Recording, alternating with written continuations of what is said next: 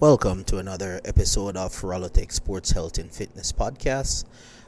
Today is May 17, 2024. This is episode 7. And I just want to thank you guys for waiting on the next one. This one is going to be in audio format due to the nature of me being away from home. And I'm just trying to take things day by day and trying to figure out my next move in the next couple weeks. Little insight to what I'm talking about. It has been 30 days exactly since I've been away from my home.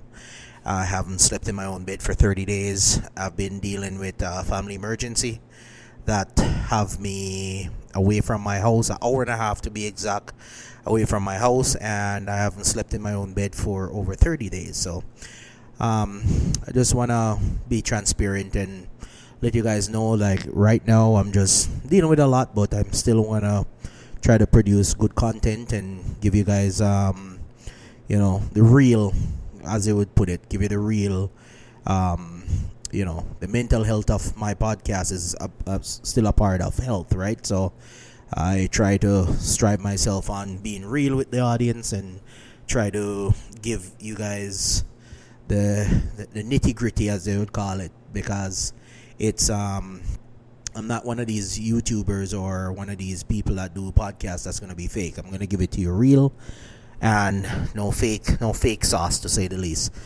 I've been dealing with having a first time ever NICU birth of my son.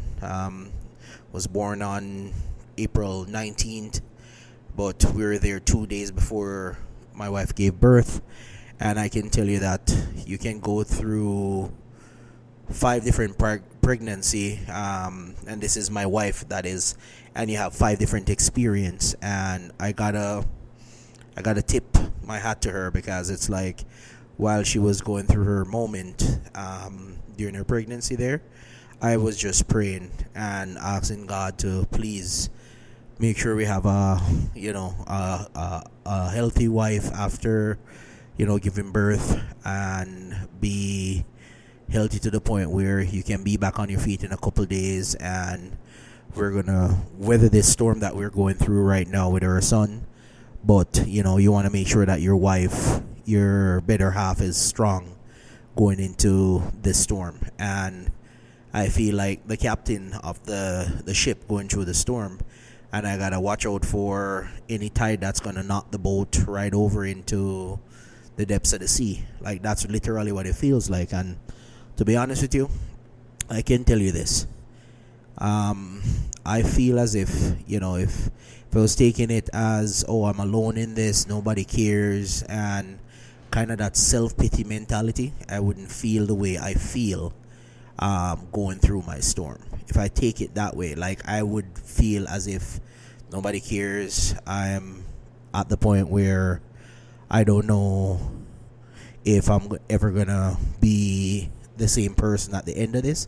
But I can tell you this, perseverance and resilience that I've prayed for in the past is now coming to, I would say, the full scale, because it's showed me, like, when you pray for certain things, God give you those difficulties to persevere through those challenges that you face in life.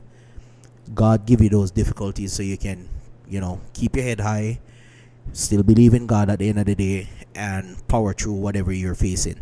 And I can tell you that going through my storm, it let me be very selective of friends. And I mean this in the best way possible. If you have not reached out to me since I've been going through this, just lose my number. Honestly. If you haven't reached out to me since I've been going through this, I've put it on Facebook so everybody could know. We have great support, great help in what we're doing. And they have been in our corner. They had our back. Many people have reached out that I've lost track of some of the people that reach out. But general announcement for everybody who have been on Facebook, have been on the support train with us being away from home. Just know that I'm going to reach out to everybody individually, because I have a spirit of gratitude. I have an attitude and a spirit of gratitude that I always look to pay it forward, because no man is an island and no man stands alone. So just know that all of you guys that have helped out, all of you guys that even didn't know that I was going through it, and you found out later date, I truly appreciate your guys' support and truly appreciate you guys reaching out and let us know that we are loved, we are thought about, and you guys are praying for us. So we really, really, really appreciate you guys.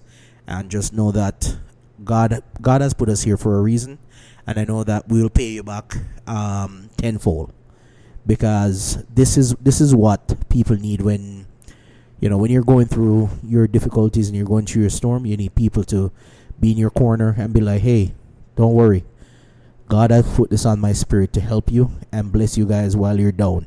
And I can tell you that a lot of family has helped us out.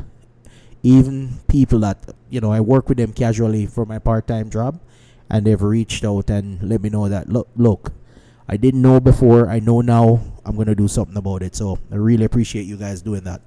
But needless to say, I'm just thankful that I can be here in this time, be here with the family. I only get to see the kids on the weekend, but I'm very thankful for that that fact that I can actually see them and talk to them and be around them. I can tell you this, that video that I put up with them playing basketball, we spent 5 hours at a skate park and then an additional 2 hours on a basketball court. So I'll tell you that even though we don't live in Calgary, that's where we are, they have been having fun being here on the weekend with us, and know that we love them and we're just here to support their brother and just be there for him when he can't stand on his own leg yet. So we have to be the protectors of him, and thank God we have a good healthcare system in Canada, because I don't know how we'd get through this if we didn't have that. But needless to say, I'm happy that we're going through the storm. There's something that the doctor said to me once, where he's like, when a child is in the NICU, it's like doing the cha-cha. You make 2 steps forward, you have to take a step back. You take 2 steps forward, you have to take a step back. So never really done the cha-cha. I've done tango, so I don't know. So I'm just going with the information that I have. But I can tell you that I've learned a lot over the last little bit, and I have grown stronger in my faith, because it's like sometimes you're going through these things and it really get on your mental. But I can tell you that with fasting and praying, and I've been seeking God even more in this time, I've learned to be stronger in my faith more than ever. And when I feel as if I don't know the right move to make, I go into the scripture and read the word of God, because you never know, just never know who is praying for you, and you just need to have deeper faith. After going and seeing our son Zayden on Sunday, Monday, and drop off the kids because we want to spend an extra day with the kids this Monday, I found the following day that my son actually had a fracture, minor fracture in his arm. And this was the following day after we dropped them off. And I was like, man, when you're going through this, you always get these things in 2s or 3s. So maybe there's a third one coming around the corner, but I can tell you that it doesn't matter. At this point, it doesn't matter what storm, whatever complication we face in the storm. I'm just gonna take it head on and traveling it by faith. And I can tell you that it just shows you that, what, no matter how much money you make in this world, no matter how much things you're doing in the background, you'll never have the mental toughness or the mental stability if you don't try to be resilient in whatever obstacles you face. Because I'm here today because I've been building my mental toughness over the last couple of years, and I've been thankful for everybody that I've come across, everybody that I've spoken to. It just goes to show that sometimes you need to not bottle it up, not bottle up the problem, keep it inside and don't talk about it. Sometimes you just need to talk about it. And I can say I've met a handful of people being at the Ronald McDonald House in Calgary. That has really helped. It has really helped me so far, because I have a few people that I've talked to, just passing them in the hallway, or passing them in the elevator or something like that, and I just say hi to them, or hey, how's your day going? And if I ask you that question, just know, if I look at you, never met you before, and we're in the same vicinity, and I said, hey, how's your day going? I'm not just asking to be polite. I'm not just asking to be nice. I'm genuinely interested in how your day is going. If you're having a crappy day, just know that I'm asking to find out how's your day going, and see if I can even say something kind to let it brighten your day, because you never know. You can change the trajectory of somebody's day by just saying something kind instead of saying something mean, or even just joking around with them. I find that in my daily walk, where I might be going for a walk, I might be going for a run, I just wave to somebody and smile at them, or say, hey, how's it going? And they're like, oh, good. And sometimes that makes a world of difference. And I've seen where, by passing, I've run into a resident that stays here, and I saw that she was having one of those crappy days. And I said to her, I to be honest, I don't remember her name, but I said to her, I'm like, I'm asking you this because I'm genuinely concerned. I don't know you really, but my name is Rollin, and I'm genuinely asking you, like, how's your day going? Like, is it? It seems like it's a crappy day, because when somebody feel like they're defeated and their heads down, I literally said to them, like, the person that I spoke to, I'm like, I'm genuinely asking you, if you don't feel like you need to talk about it, I get it. It's your business to talk about. I'm not asking to pry into your struggles or your storm that you're going through. I'm just genuinely asking. And to be honest, she shared a little bit of what's going on, and I sat down with her while she's having a late supper, and I said, no man is an island. No man needs to stand alone. And it kind of break the ice between me and her, because it's like, I didn't know what she had going on. At the end of the conversation, I didn't know a lot, but I knew enough that I said to her, you know what? Sometimes you just need somebody to listen, somebody to talk to, somebody to share an advice with you. And if I can provide that, I had people provide that to me. I had I call him my yardie brother. He came down and visit, and big up to the King Milo, because it's like, he didn't have to. There's no requirement to him to come and sit down and kind of visit with me and my spouse, but he sat down and said, you know what, you guys are my friends, you guys are my family. I'm gonna sit down and discuss life and see how you guys are doing. And I know he's a busy person, but he took the time out to really see how I'm doing. And from the bottom of my heart, I really appreciate that, because not many people really care if you have a problem going on, because they have their own problem to deal with. So, needless to say, when people are willing to put that time in, or put that effort into, like, see how your day is going, come and give you a visit, they don't have to, but they do, and I really appreciate that. And it goes a long way, like, having an attitude of gratitude. I've really made an impact in my life lately, and I have to pass that on, even if it's a stranger. If I've gone through Tim Hortons a couple of times, and the guy's begging change, and I said, it's cold out, because the weather hasn't got warmed as yet when I just moved down here. So I said to him, I'm like, can I buy you a coffee? Is it okay for me to buy you a coffee? And I actually purchased a coffee for him, and he's like, many people drove by me and they wouldn't even look at me to see if I'm doing okay. And to be honest with you, I haven't been in Calgary in over 11 years, and a lot of people are not doing okay. So it goes to show, when you provide kindness to people, just kindness. It's not preaching to them. It's not telling them about whatever. It's just providing kindness, so you have at least an opening to say, hey, if it's okay with you, can I pray for you? Because, as I said, I have a lot of people throughout my years have mentored to me, have prayed for me, have put effort into seeing that I come to a point where I can stand on my own feet, even if I face hardship. So I gotta pay it back. It's something like itching in my very soul that I have to pay this back. I have to provide kindness to others that are not seeing that kindness in their life right now. And I've met a lot of people that have been away from home, and they have been going through their own storm, but they have been taking it with each stride day by day. And that's the one thing that has built my toughness over the last couple of years. I've taken things, even when it feels like all is lost, I take it day by day. I take it day by day and hour by hour, minute by minute, because the world itself, when the Father created this world, was not built in a day. It took 7 days for him to do it. So who am I to think that I can solve something in 30 days or 60 days or 90 days? No, you got to take it day by day. Rome itself wasn't built in a day. So how am I going to overcome all of these obstacles that I have to go through in a day? No, it's not for me to solve in one day. But I can tell you that every other day, I've seen progress. And to touch on my son that's in the NICU, it is, as the doctor put it, it is cha-cha.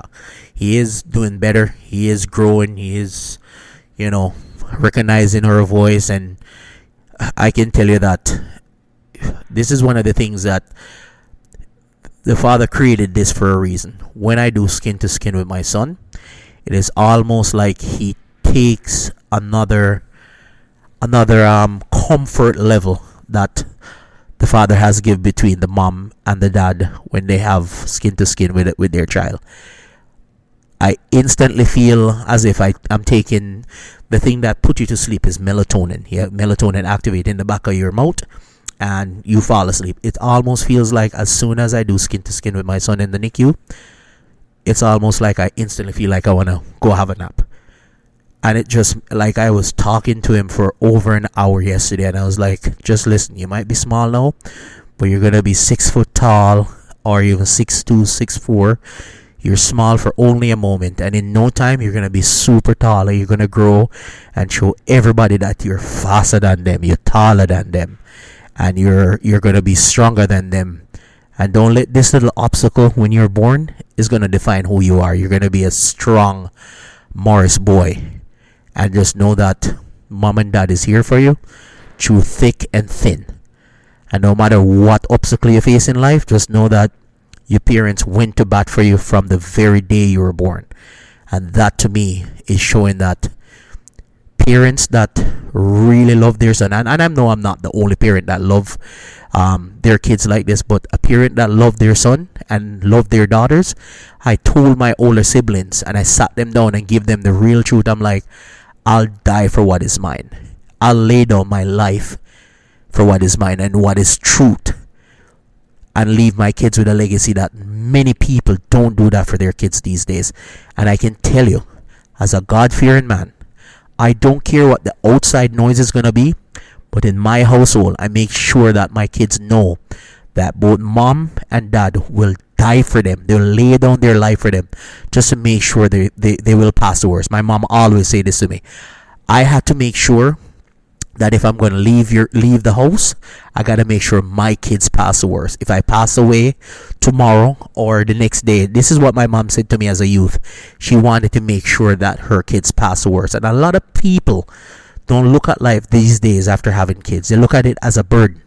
And I'm sorry when people look at things that way, but everybody has their own perspective, and that's sure not mine. I don't share those type of perspective, but I can tell you this: in my growing up in my household, it was different. And if for my family, if me and my wife and my kids are too much for you guys to handle, or too much for you guys to, tolerate, I live by this. I go somewhere that I'm tolerated. I go actually, let me correct that. I go somewhere that I'm appreciated. I don't go somewhere that I'm tolerated. And if it comes to the point where it feels as if you only tolerate me because I'm here, spitting real truth, I don't need to be around you. And I pick up on that real fast and I bounce. So, saying that to say this, when it comes on to the mental health side of things, I will provide anything that I can provide for an individual, stranger, or somebody that I know. But when it seems as if you're only in my circle to see what you can attain, I'm sorry, you need to bounce.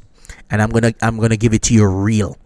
So I've learned over the as I said, I've learned over the last couple weeks, being a month away from my house. I know who my true friends are. And if I look at you and I say something to you that, I'm not the warm, bubbly, laughing Rollin that I used to be, that's because I know that when I was in my peril, and that I'm going through a tough period, you didn't even pick up the phone and said, you know what? I don't have to support him on a monetary side, but I'm gonna send him a text. Even something like that, I look for certain people to do, and they don't even bat an eye. But guess what? It's okay. Not everybody is called for the type of thing that, when you're in need and you need those type of people to step up to the plate and be like, yo, I got you, son. I'm gonna try to be in your corner as much as I can. I might not be physically there with you, but I got you. I have people from overseas that do that. So let me tell you this.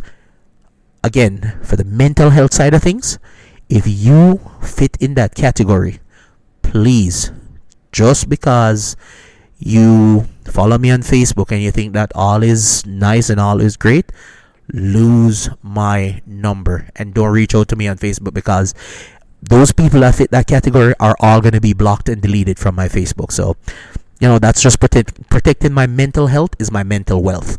All right, on to the next topic. I can say having heart to heart with people here has really lifted my spirit. And like I said, I have people in the community of Innisfail, outside of the community of Innisfail, that has really poured into us when we need it. And I have to say, I have to give this girl credit, because she has been like a sister that I didn't have until I met her. And the last time I saw her, I'm like, you know what? I have to give you another hug, because you have been a champion for my family, and I truly appreciate something like that. But you know what I said? Like, when you meet people going through life and they really make an impact in your life, it goes without saying. And growing up, my mom used to say this to me, and it's a quote where I don't even know where it comes from, but I know it stuck with me since I was probably 4 or 5 years old. Be kind to the people you pass when you're going up the hill, because they will be the same people you pass when you're coming down. So through your life journey, whether you're young, old, or you're whatever age you are, be kind to people along your life journey. Because guess what? Coming back down in life, once a man, twice a child. Coming back down in life and you're becoming an elderly person, you're gonna need extra care as an elderly person. You're gonna meet those people, and they might be adults, they might be somebody taking care of you in the hospital. Those are the people that you really want to be kind to you, because you're helpless. So needless to say, if you be kind to those people when you're in physical health and you're able to take care of yourself, those youngsters will never forget it. And I can tell you from my experience in life, being a coach, being a referee and all of that in basketball, I have seen people that have impact. I don't remember their name, but guess what? I remember their faces. And when I see them out in the mall or so on, they come up and they say hi, because it's like, I wasn't a mean-spirited person when I met them. And if I had something that I could teach him on the basketball court, I'd teach him. It didn't cost me anything to teach him. It's just words from my mouth and show them what they can work on. And I see those same young kids today playing basketball, and I said, hey, I taught him a few things. I've given him a few pointers, and I've watched many games over the last couple weeks before going through my experience right now. And I can honestly say, with most of those kids that I've seen growing up to be young men, they're leaving high school this July, or they're going into college, or they're doing their second semester in college. I can honestly say I'm really proud to say I've given them pointers, and I've gone to battle with them if I played ball with them, and I've provided as much as I can, because it's like, at the end of the day, I had that poured into me when I was only 10 years old, and until this day I still put that back into the universe, because it's like, you get something that was given to you years ago. This is going on 31 years now, and I'm still giving it back today.